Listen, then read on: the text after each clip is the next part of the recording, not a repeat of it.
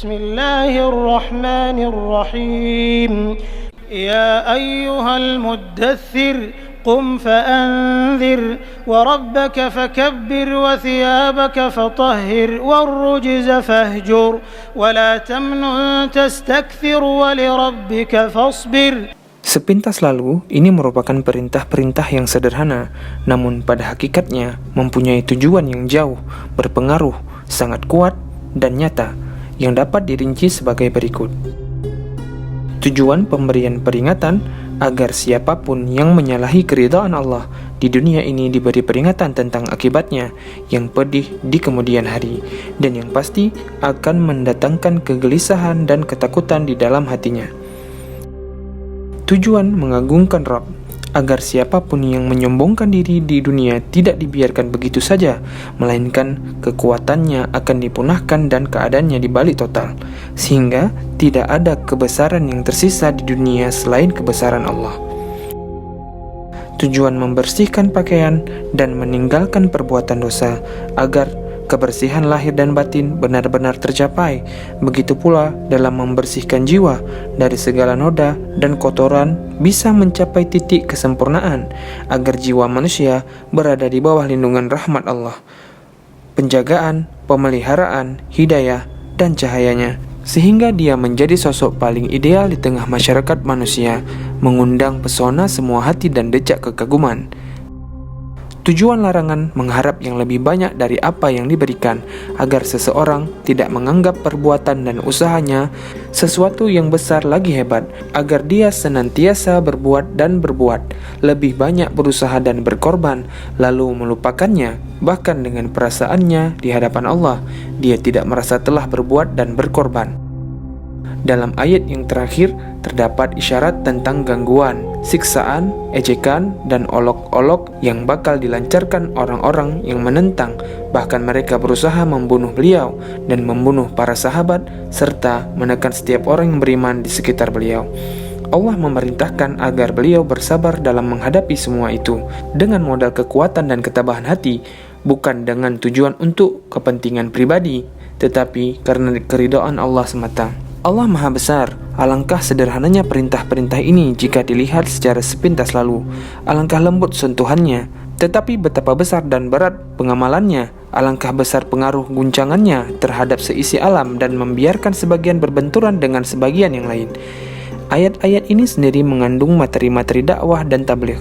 Pemberian peringatan itu sendiri biasanya mengundang berbagai reaksi yang kurang menyenangkan bagi pelakunya, apalagi semua orang sudah tahu bahwa dunia ini tidak mau tahu apa yang dilakukan manusia dan tidak akan memberi balasan macam apapun terhadap apapun yang mereka kerjakan.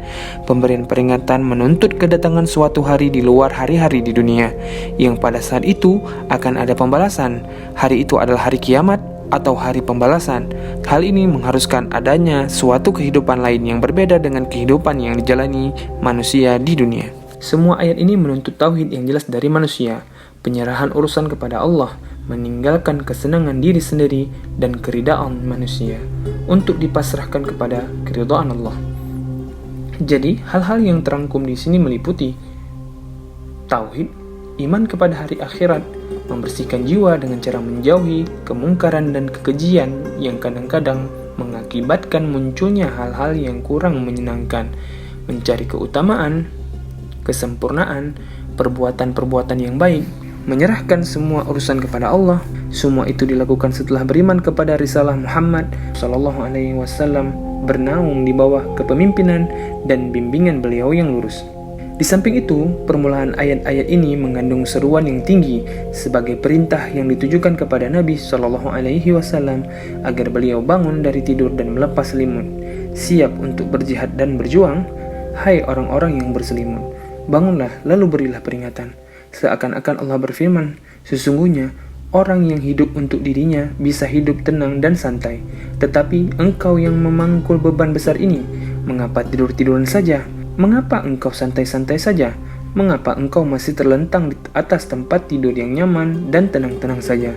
Bangunlah untuk menghadapi urusan besar yang sudah menantimu. Beban berat sudah menunggu di hadapanmu. Bangunlah untuk berjihad dan berjuang. Bangunlah karena waktu tidur dan istirahat sudah habis. Sejak hari ini engkau harus siap untuk lebih banyak berjaga pada malam hari dan perjuangan yang berat lagi panjang. Bangunlah dan bersiaplah untuk semua itu. Sungguh ini merupakan perkataan yang besar dan menakutkan yang membuat beliau SAW berlompat dari tempat tidurnya yang nyaman di rumah yang penuh kedamaian, siap terjun ke kancah di antara arus dan gelombang, antara yang keras dan yang menarik menurut perasaan manusia, terjun ke kancah kehidupan. Maka Rasulullah SAW bangkit, dan setelah itu selama 25 tahun beliau tidak pernah istirahat dan diam. Tidak hidup untuk diri sendiri dan keluarga beliau.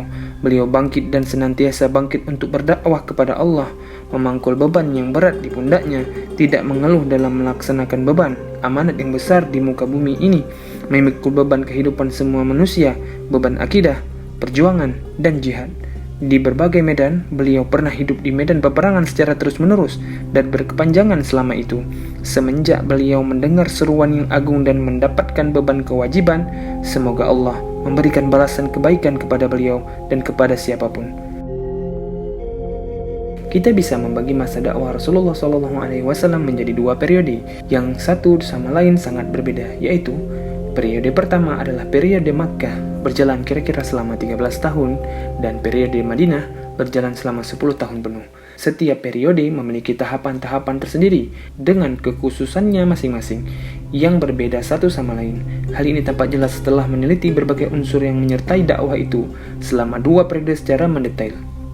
Periode Makkah dapat dibagi menjadi 3 tahapan, yaitu tahapan dakwah secara sembunyi-sembunyi yang berjalan selama 3 tahun, tahapan dakwah secara terang-terangan di tengah penduduk Makkah yang dimulai sejak tahun ke-4 dari nubuwah hingga akhir tahun ke-10, tahapan dakwah di luar Makkah dan penyebarannya yang dimulai dari tahun ke-10 dari nubuwah hingga hijrah ke Madinah.